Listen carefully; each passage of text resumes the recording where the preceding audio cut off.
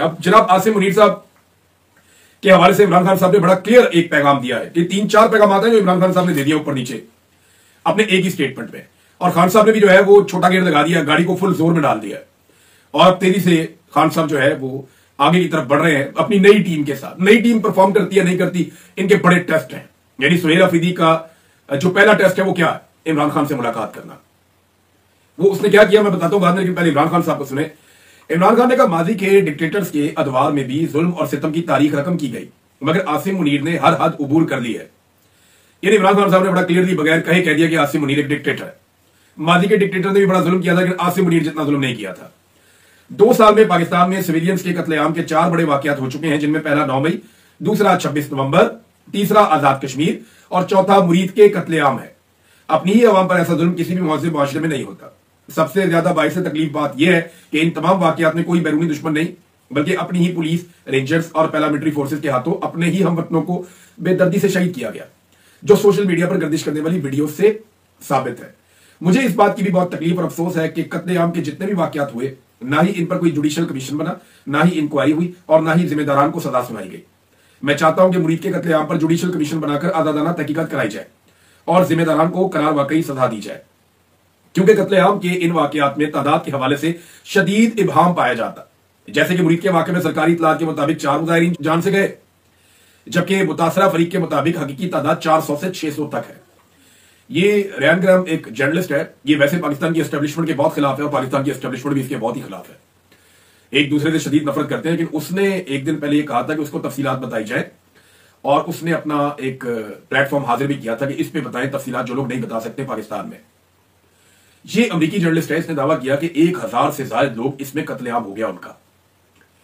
अब ये बड़ी खौफनाक इंफॉर्मेशन है। देखें, जो लोग मेरे अपने सोर्स ने जिन पुलिस वालों से बात की, अब पुलिस वाले जो है वो अलग अलग जगहों पे ड्यूटी कर रहे थे, जिन 3 मुख्तलिफ लोगों से बात की उन्होंने जो तादाद बताई वो कम से कम 60 बताई है एक बंदे ने, और जिसने ज्यादा बताई वो इतनी ज्यादा बताई कि मैंने वो डर के बारे वो बताई नहीं मैंने अपने यूट्यूब चैनल पे कि एक अजीबोगरीब सनसनी फैल जाएगी कि पता नहीं वो मामला जो है उसकी तस्दीक हो सकती है या नहीं।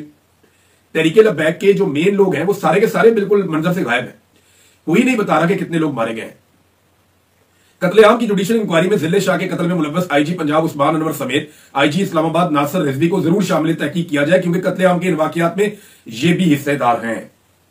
मैं ताकीद करता हूं कि खैबर पख्तूनख्वा में हमारे कारकुनान और अवाम बाद अज नमाज जुमा मुरीद के कत्लेआम के खिलाफ एहतजाजन निकले। ये किसी एक सियासी जमात नहीं बल्कि तमाम पाकिस्तानियों का फर्ज है कि वो इस बर्बरियत के खिलाफ आवाज उठाएं और जुडिशियल कमीशन के क्याम का मुतालबा करें। इस जुल्म और बर्बरियत का रास्ता ना रोका गया तो बारी बारी सब इसकी जद में आएंगे। वही बात जो मैं कहता हूं कि बारी बारी सबकी बारी, कोई नहीं बचेगा। ये एस्टेब्लिशमेंट सबको मारेगी, क्योंकि इनका वफाद इतना बड़ा है कि ये सबसे लड़ पड़ेंगे एक वक्त आएगा और सारों को मारेंगे एक वक्त आएगा, बारी बारी मारेंगे। फिर जो पहले मार खाया हुआ होगा वो साइड पे होकर बैठ जाएगा, फिर नया मार खाएगा। लिहाजा मिलकर इनका मुकाबला करो, वरना ये बारी बारी सबको मारेंगे। ये बात बिल्कुल ठीक है। पाकिस्तान और अफगानिस्तान के दरमियान बढ़ती हुई कशीदगी पे इमरान खान साहब ने कहा कि यह बाइस तशवीश है।